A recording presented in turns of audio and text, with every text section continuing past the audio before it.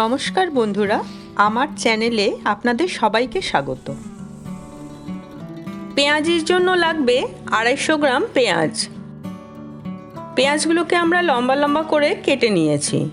এর মধ্যে দিয়ে দিচ্ছি 1 চামচ গ্রেট করা আদা, কুচনো লঙ্কা, স্বাদমতো নুন, হাফ চামচ হলুদ আর 1 চামচ চিনি।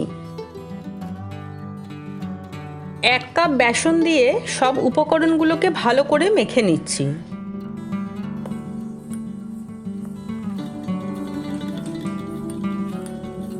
এবার এর মধ্যে মাপমতো জল দিয়ে একটা ব্যাটার বানিয়ে নেব। ব্যাটারের মধ্যে বেসনের থেকে যদি পেঁয়াজের পরিমাণ বেশি থাকে তাহলে পেঁয়াজি খেতে খুব ভালো লাগে। সব উপকরণ ভালো করে মিশিয়ে নিয়ে দেখবেন যদি বেসন বা জল কোনোটার প্রয়োজন হয় তাহলে অ্যাড করতে পারেন।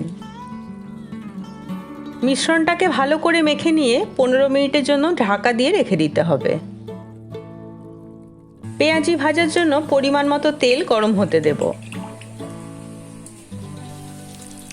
তেল গরম হয়ে এলে ব্যাটার থেকে অল্প অল্প পরিমাণ নিয়ে পেঁয়াজির আকারে গড়ে তেলে ছেড়ে দেব।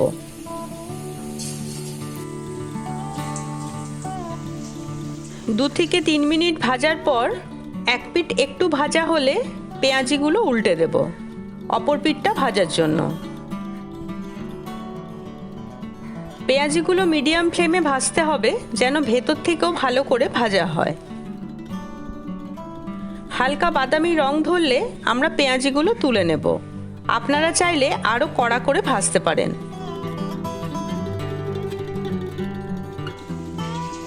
এইভাবে বাকি পেঁয়াজিগুলোও আমরা ভেজে নিচ্ছি।